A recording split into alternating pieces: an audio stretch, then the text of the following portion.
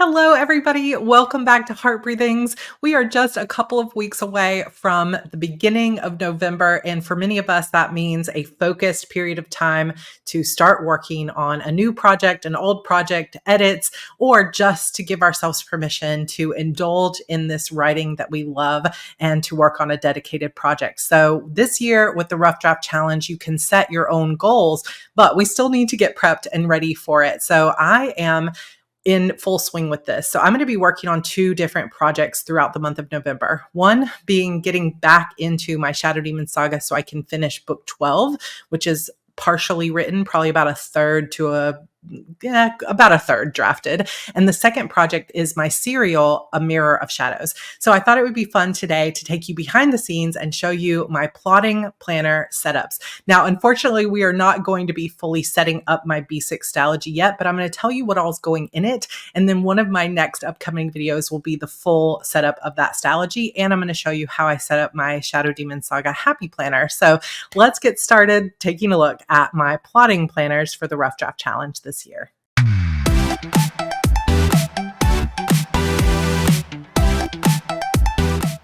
Okay, so let's take a look at each notebook in turn. So the first one is for my Shadow Demon Saga, and this is the one that's fully set up already and is really just sort of based on the way that I've always set up full-length novels.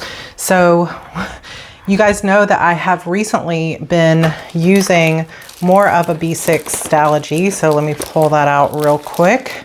This size notebook for a lot of my plotting notes. And I haven't really been able to share what has gone into this because there's a lot of spoilers in this notebook, but it is completely finished all the way to the end and has been a really great brainstorming notebook. So basically when I get stuck in the story, I'm trying to figure out what's going on between two characters, I turned to this plotting book and would start not only trying to figure out, okay, what chapters do I want to write today? What's this scene going to look like? So sort of daily journaling, but also was a process for me of just thinking without having to just sit and have it all in my brain. Sometimes it is very difficult to just sit quietly and think through complex storylines. And when I can, I will talk through it with my husband or a friend or, someone who knows the storyline or is working with me on it. But a lot of the times it's just me and I have no idea how to solve the problem in front of me in terms of what's going on with this mystery or what clue comes in next or why are these characters not coming out on the page. So a majority of this notebook was me going back over again and again and again the plotting plans that I had for this, like secrets, lies, all that stuff. I had also started some sprints. So I started tracking it in here, but then what I found is if I wasn't consistent with this, like I decided to track my sprints on a day somewhere inside here, or I was doing more sort of thinking through instead of writing, I ended up just not keeping up with this sprint sheet in here because it wasn't a go-to thing. Plot-wise, I did end up putting a lot of the plot stuff in here, but then as I continued on to Act 3 and 4, I just lost the thread of using this because I much preferred to use my grid paper where I could see the whole thing laid out in a more linear fashion. So when you get ready to set up a new notebook and you're thinking about a new project, it's always helpful. This goes for any goals that you're setting or anything you're doing in your life to take a look back and reflect on what was not working about my previous system, what was working, and how can I make it better and improve upon it. And that's really how you grow. So I'm still going to use this style of notebook for my brainstorming, particularly when it comes to my Mirror of Shadows serial. So I'll set that notebook up in a minute, but previously for my Shadow Demon Saga, I was using a full planner, Happy Planner size, or a classic Happy Planner size. And so I still have notes that are in that format. And this is a bigger story. It's finishing the 12th book of a long series that I've been writing for more than a decade. It just needs, I think, more space. Now, what I may end up doing, because I do have multiple of these still sitting around, is I may set one up for Shadow Demon Saga Book 12 that will just be a brainstorming notebook. And that will just be all it is. It's basically like a story journal. But for now, the plot stuff that's basic is going into this journal. So this is a classic size happy planner, and it is in a cloth and paper cover that I really love. And I have put in the front just some fun sort of things, but also some stickers that I tend to use for my color code for my characters. And then I have a happy planner cover and some dragonfly discs from an Etsy shop called Inked United. Then I have some artwork from the Planner Press digital dash box. This I got off of Etsy as well. And then I have a bit of hybrid in terms of a little bit of sheets from a happy planner that I had for this year that was like an 18-month. And so if I want to, I could start, so this goes 2024 and 2025, which of course we're already to the last few months of 2024. But I was thinking it might be nice on this page, just since it came with the happy planner, to take a pen or clear dot or something like that and just mark a dot on each day that I end up working on this story so that I can see at a glance, okay, I worked on the story today. It doesn't have to mean words. It could just mean, okay, I spent a little bit of time thinking through, or I talked to somebody about it. I read through something, just some kind of work, so I can see if I'm consistently working on it, because sometimes my brain lies to me about how often I'm working on something. Then this could be another place. So this is just a typical kind of spread that comes in the happy planners. And I was thinking I could also use this sheet I could cover with something, because we're out of July, August, September. But I could use this to come in and say how many words I wrote or how much time I spent. So it becomes, one is just a visual to see which days I worked on it, and this would be a visual to see what I actually got done. So I may or may not use that, and I'll talk about that in a minute when it comes to Notion, but this goes all the way through the end of 2025. Then I have a little sort of Mirror of Shadows, Shadow Demon Saga vision board, some more little things I got from Etsy. And then right now, I have the Preptober planner. So this is for the Rough Draft Challenge that's getting started. I am probably, in terms of my goal, I'm going to try to go for Ruby, but I also might do the 25,000 word Sapphire. What I'd really love to do, my goal for November for the Rough Draft Challenge, is to completely finish the first book of A Mirror of Shadows, which is, I think, going to be between 40 and 50,000 words. So I'm hesitant to say the full 50,000 as my goal, because I might not quite hit that and I want to feel successful. I could set a diamond challenge and just be like, okay, I'm going for the 40K, but I haven't decided yet. So more to think about, but I have this entire Preptober planner printed out so you can see here, and I'll just mark these off as I go through them. And if you want this free Preptober planner, all you have to do is sign up for my newsletter, and I will send you a link to download it. And if you checked your email today, if you're already on my list, but you lost track of the link, it went out an email today. So make sure you search for Sarah at heartbreathings.com to keep track and maybe bookmark that link for the future. Okay. To-do list, shopping list, you guys have seen this. I still need to actually go through and plan out which days I'm writing in November. I'm going for almost this entire week, the 10th through the 16th. Not almost, but actually the entire week. I will be gone to the Author Nation conference. And we were planning to go visit my husband's family at Christmas this year. But because of my father-in-law's stroke and so forth, we kind of want to get out there earlier. So I think we're going to go towards this last week of November. So it's going to be more travel. It kind of makes me want to cry. Just so much travel this year. I will not do this to myself again next year. I'm still going to travel some, but not like 10 times in the year. It's just been too much. But it is what it is now. I have to live through the obligations, and I'm excited to go to the conference. It's a lot when I'm also running the challenge. So I'm going to have to really manage my time and energy. You guys might not see a vlog from me every single day, and we'll just sort of see how it ends up going. We might do more live writing sessions and just test that so that we're staying connected to each other. And by the way, my husband is working on the website. It is not ready yet, but it will be ready before the 1st. So hang in there. I'll get more info to you soon. But we've got the November calendar and then the sprint calculator and word count trackers and all of that. I have all of that in here first, as well as basically a daily planner for the month of November. So I'm planning to use that in my plotting and keep track of some things in here. But I don't think I'm going to keep this word count tracker in here specifically. I'll show you in a minute what I'm going to do.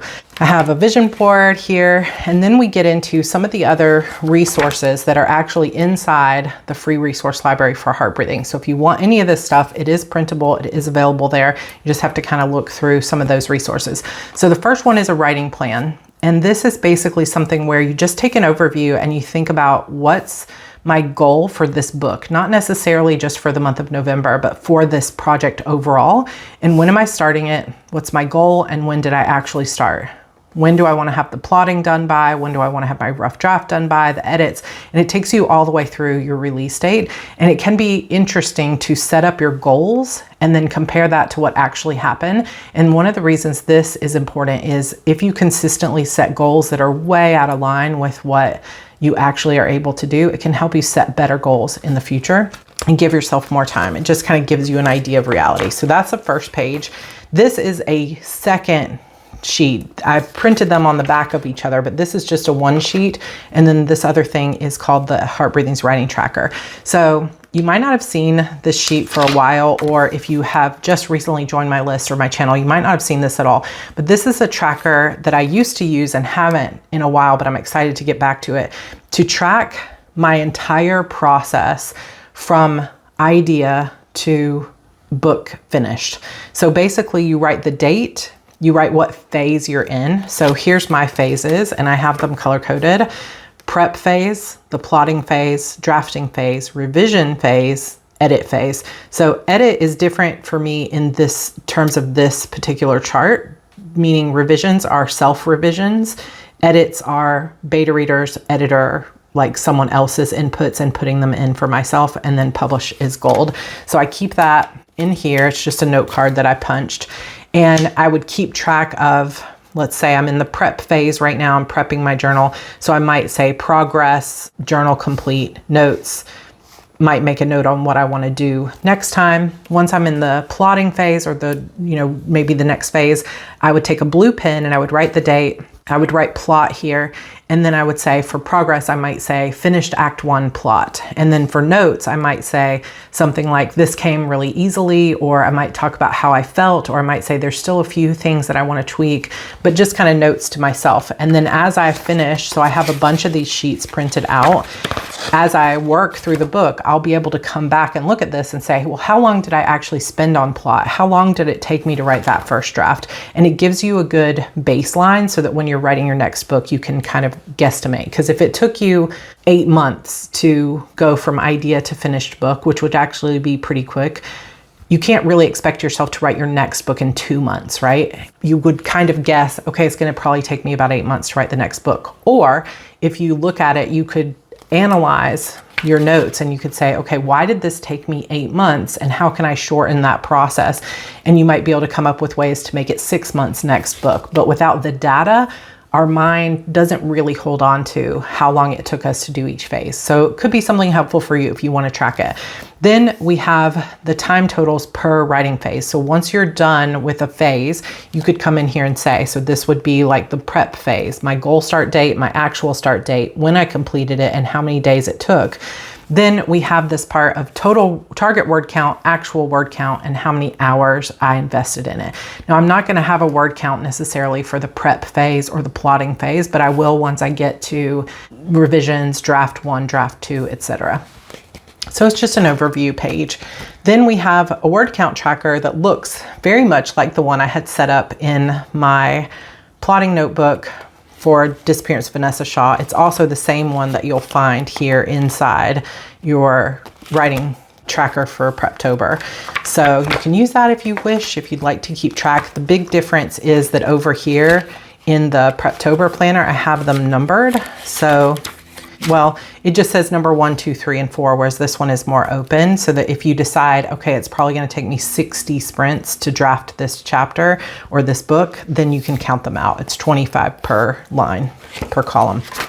So I've got that in here, and then we get into the plotting sheets. So this is usually where I will print out one full plotting sheet for every major character in my story. And so I have 4 main characters in my Shadow Demon saga, and Harper really is the main character.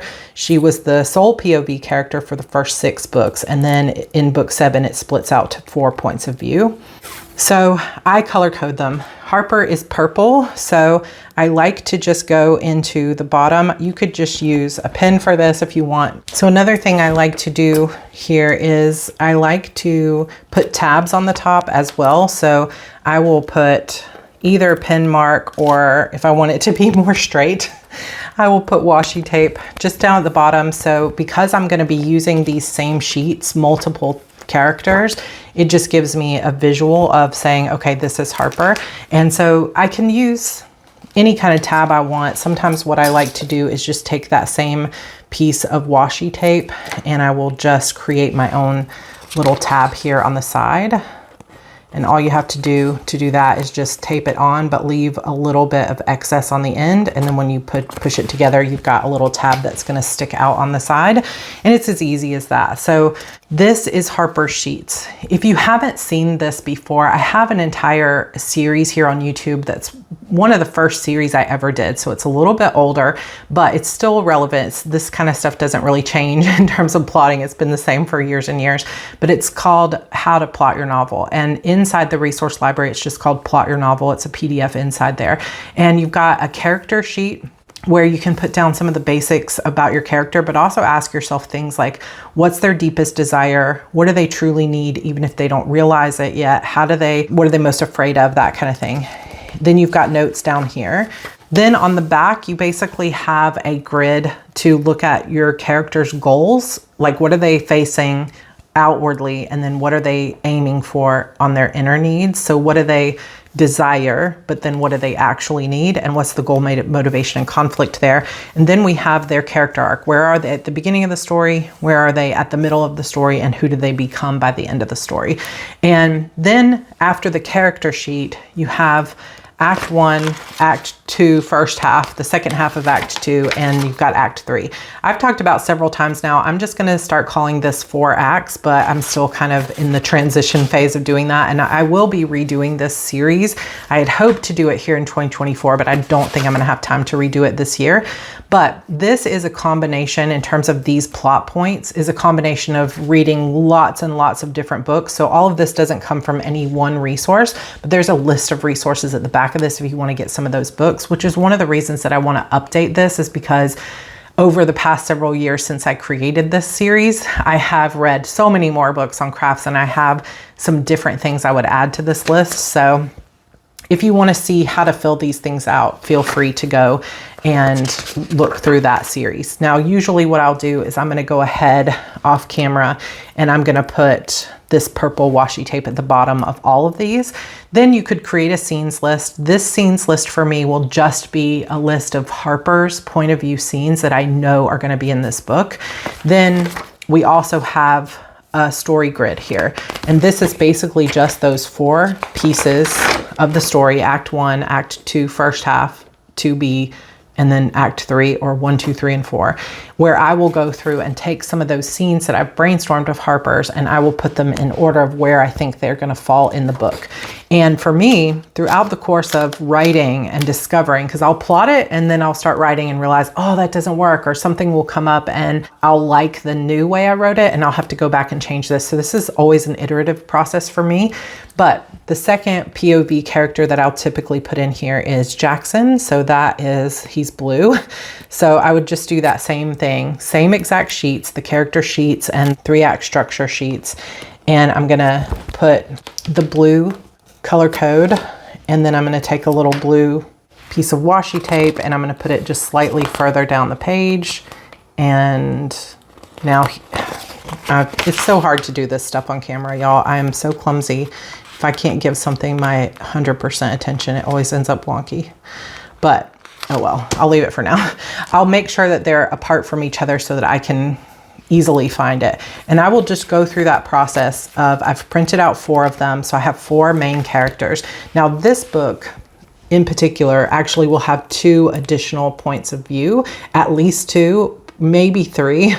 And so I won't print out entire sheets for those characters because they won't have a full-fledged like plot arc, but I will print out some just basic scenes lists and put these characters with a tab so that I can also brainstorm what's happening with those characters.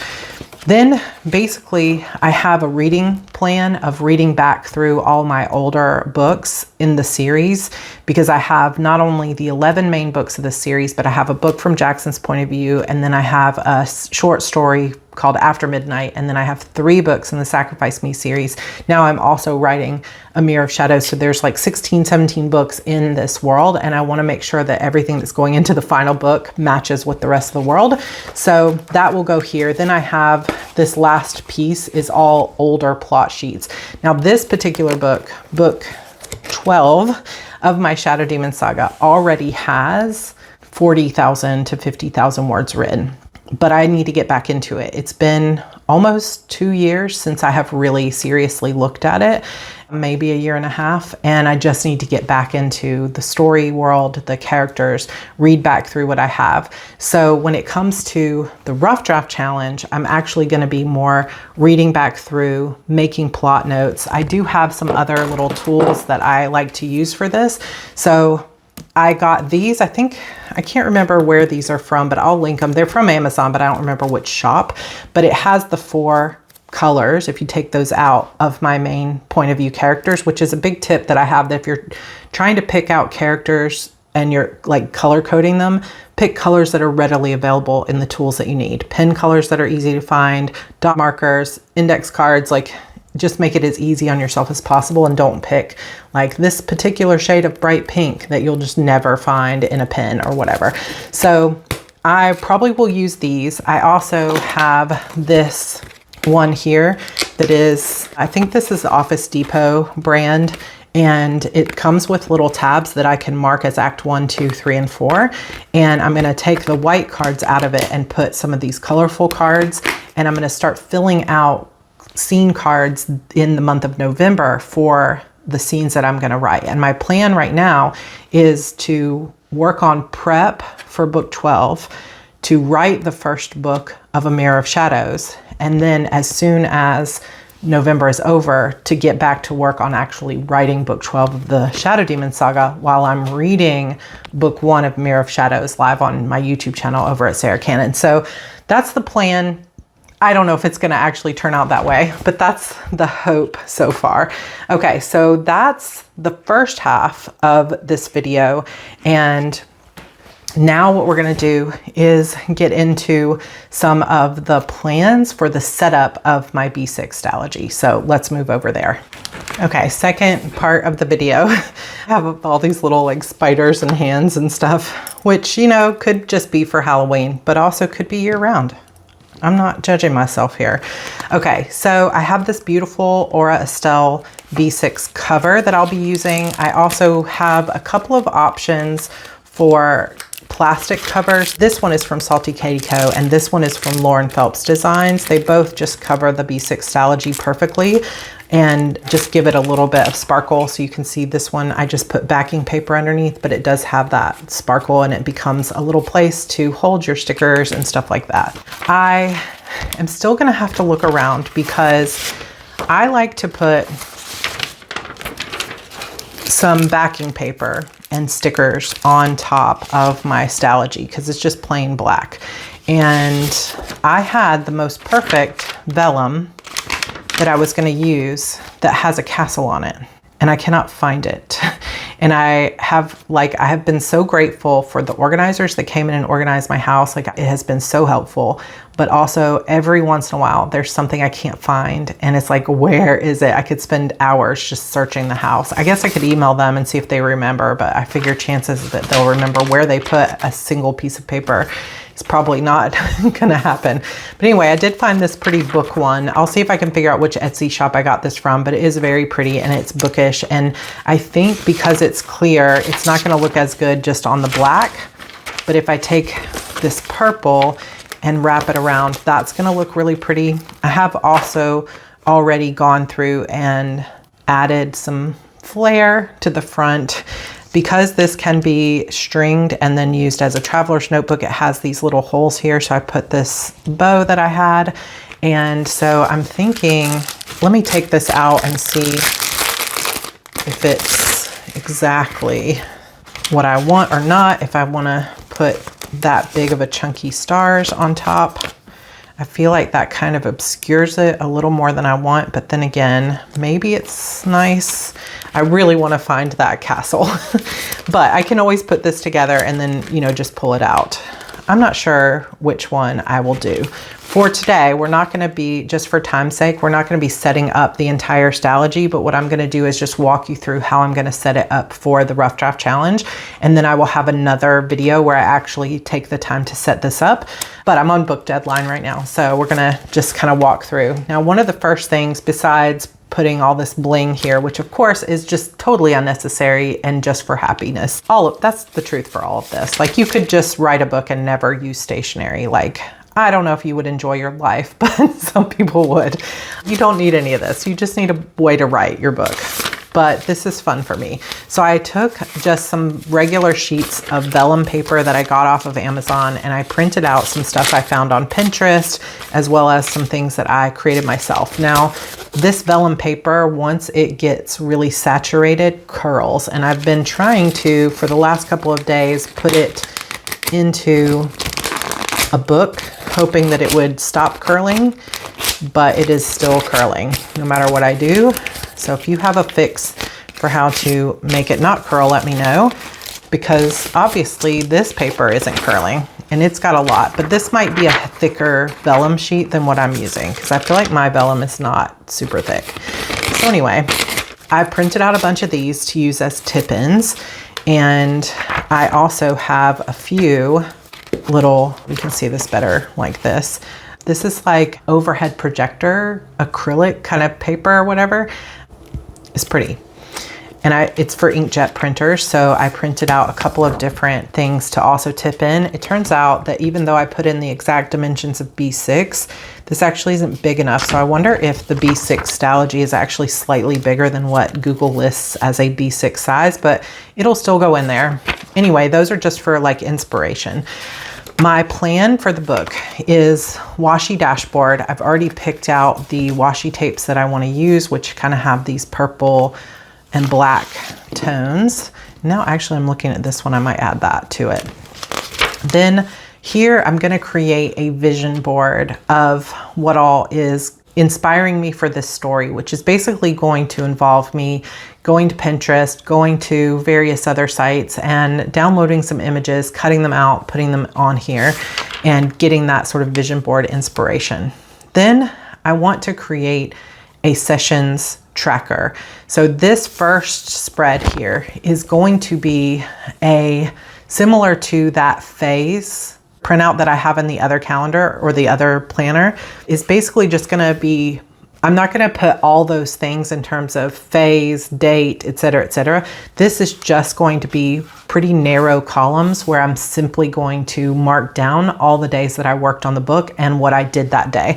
So it's going to be like in one square, it'll say 11/1 for the date. The next one, it'll say 10,200 words. Well, that would be a lot of words for a day. Let's say 1,267 words. And that's all it's going to say. Or it might say brainstorm, or it might say one chapter edited. But I'm going to keep it pretty narrow so that I can keep track of my writing here in this particular notebook. Then I'm going to have a character list, and this will be something that will grow and evolve. So when it first starts out, it's probably just going to be the characters, obviously, that I know in the beginning, but there's going to be a lot of characters that pop up as I'm writing. So I want to keep track of who they are, where she met them, what they look like here in the front of the character list. Then we're going to work on key locations. So I talked about this a little bit when we were doing the mind map. Key locations are basically settings within the book that keep recurring. So it could be your heroine's bedroom if she's in there a lot. If your heroine goes to work every day, it could be their workplace. If your heroine or hero is in a fantasy world and they are a king, they're often in the throne room. You know, you've got key locations that recur over and over. So I want to, because this is a new story world within my Shadow Demon Saga, all of these locations will be brand new. So I want to just start keeping track of it, kind of like a wiki, where this will not be a mind map. This will be the places that actually appear in the story, so that I can always reference this instead of having to go back through what I've written in my draft. It'll say like, the room where the mirror is going to be the living room at the manor. And I want to mark any way that I described it so that I can always reference this page and come back and say, oh yeah, there were brown leather couches in there, you know, or whatever. So just some basic key location descriptions. Magical reference. So this is another type of thing. It's going to start out empty. And then as I'm writing, when I come across something magical that like let's say she buys a potion that makes her invisible, I will put in here, invisibility potion. How does it work? How much did it cost? Who gave it to her? How long does it last? Anything that made it into the story as truth, I can come back and reference it. Very much like series Bible style, but this will be, I might even write this in friction pen, even though I do not love friction pens or pencil, so that I can erase it, because this will be less set in stone than a series Bible, but more set in stone than a mind map, if that makes sense. So I'm giving myself lots of room for that magical reference type stuff. Then we're doing mind maps. So this will be where I'm going to actually go through on paper the process that we went through in my live stream last weekend, where I've got multiple 3 or 4 sheets that I'm going to use as mind maps.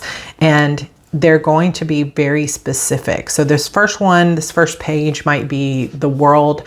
Then we might do setting. We're going to do one specifically for the romance, one specifically for the magic system and things like that. So I've got some sheets here to do that.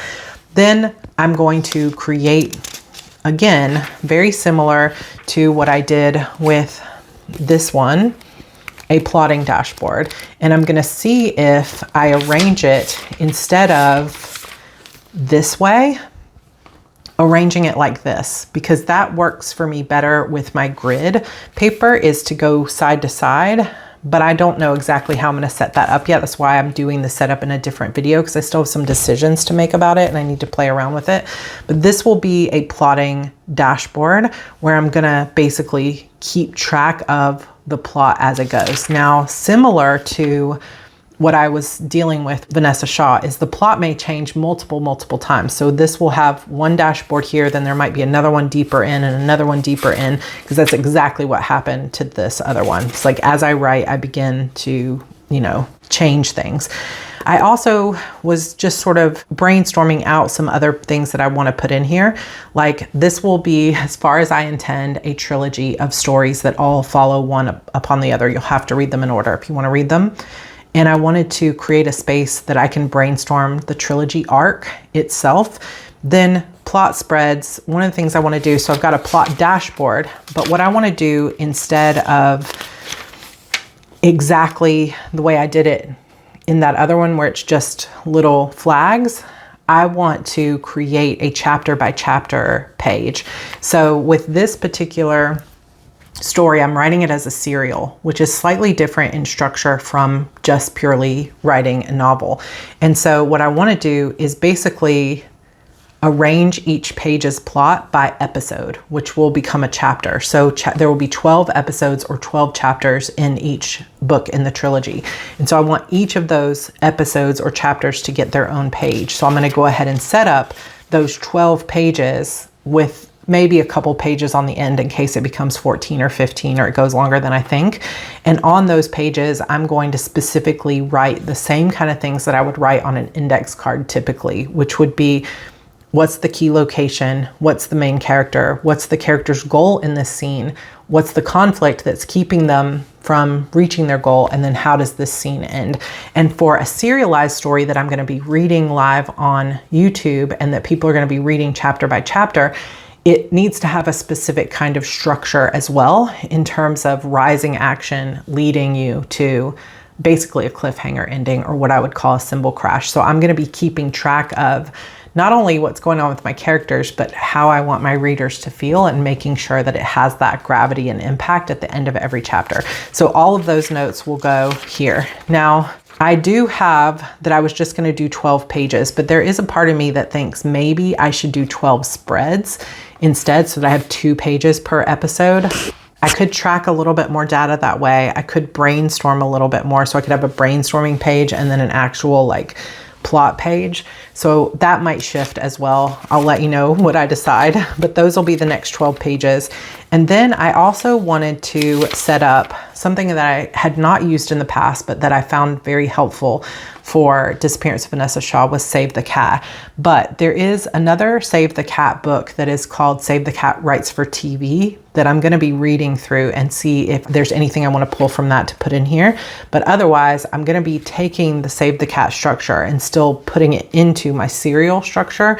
And I'll talk a little bit more about how I'm going to do that when we set this one up. But I've got 2 spreads here for Save the Cat and then a scenes list. So this is the place where I will note the scenes that are already finished with any other types of notes here about how I need to change them. So this is like notes to myself about what I will revise later. This is something that I added to my Vanessa Shaw notebook that I really found helpful so that I don't have to go back to the manuscript every time I'm looking at an overview of the scenes. So we've got the plot dashboard, we've got all of the scenes, note cards kind of in paper form. And then this will be a scene overview of the scenes that I have just finished. So let's say I sit down, I write chapter 1, whereas this page over here, the chapter by chapter page, will be my plan for chapter 1.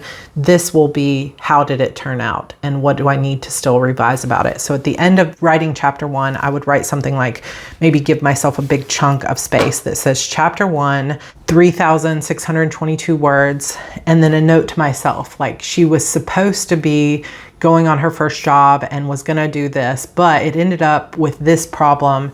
I need to figure out how this all comes together later with, so it would be like a overview of what came out in the scene when I was writing and what I know I need to fix. That way it'll give me, if that makes sense, kind of like an overview of what I need to do in revision. All right, so I've got lots of space for those scenes. And then I want to create a story dashboard. So this will probably also get some kind of little tip in or something cute here that will basically be a title page and some other decorative things that will just be a delineation with a tab that says, okay, we're done with all the setup pages and the tracking pages, and the rest of this journal is just going to be brainstorming stuff. And that's how I'm going to set this up. So I started thinking about the fact that I wasn't using the trackers the way that I had wanted to. And I've mentioned this before, when you're not using a digital tool, it's difficult when you're writing a bunch of words to keep track of like how many have I written total and how many words per day. It's like all of that stuff can be calculated automatically if you're using a spreadsheet, but it's more difficult. It just takes a few extra steps when it's written on paper. And so instead of only using my plotting planners on paper, I'm also going to be resetting an old Notion template that I had created for myself of a story journal on Notion. So hopefully, now that we've gone over this sort of overview of what is going to go into my B6 Stalogy, you can look forward, hopefully, to a setup video of the B6 Stalogy where I put all this into place and I show you exactly how I'm setting it up and it gets finalized. And then in addition to that, before we hit November or shortly into November, I will share with you also my Notion dashboard and how I'm planning to use these as a hybrid. So this will be more of a brainstorming and something I can take with me without having to go online and start inputting stuff into Notion, which becomes dangerous. The more I have to go online, the more likely I am to let's check Facebook real quick. So if I have this analog way of tracking my sessions and things like that, I can do this here, track my word count as I'm going, and then input it into Notion. But Notion will give me that sort of data-driven look back at how many words I did and keeping a little bit better of these notes about series Bible type stuff in digital format. So I will share kind of which things I'm tracking each place. And like all things, it will become trial and error. So some things will work out great. Some things will go to the wayside. Some things, just like with this notebook, I'll be like, well, I didn't use that. So let's forget that. But I'm excited to fully set it up. I hope you enjoyed this look at my plotting notebooks. Let me know how you are getting prepped for the Rough Draft Challenge. And again, give us a little bit more time, but we are working on that website and hopefully we'll have it up for you soon. And please keep in mind that we are less than a week away from the release of my next book, The Disappearance of Vanessa Shaw. And if it is up on pre-order by the time you guys are reading this, I will put those links down below, but I don't usually do pre-orders, so we'll see. It might not be up for pre-order, but it will be out on October 25th. So mark your calendars. I would super love your support after 3 years of no books. I know this is going to be a little bit of an uphill battle with sales, so every sale is going to make a difference and I would really appreciate it. If you do want to order a signed paperback of Vanessa Shaw, then that form will be linked for you down below. I will have those orders open until October 31st. And otherwise you'll be able to get paperbacks on Amazon and Barnes & Noble, and ebooks will be available everywhere that you can buy ebooks. So thank you so much for your support. I hope you enjoyed this look at my plotting stuff. And again, in the comments, let me know how you are getting prepped for the Rough Draft Challenge, and I will see you in my next video. Oh, and don't forget to subscribe if you are new here and sign up for my newsletter list to get that free Preptober planner. All right, see you guys later. Bye.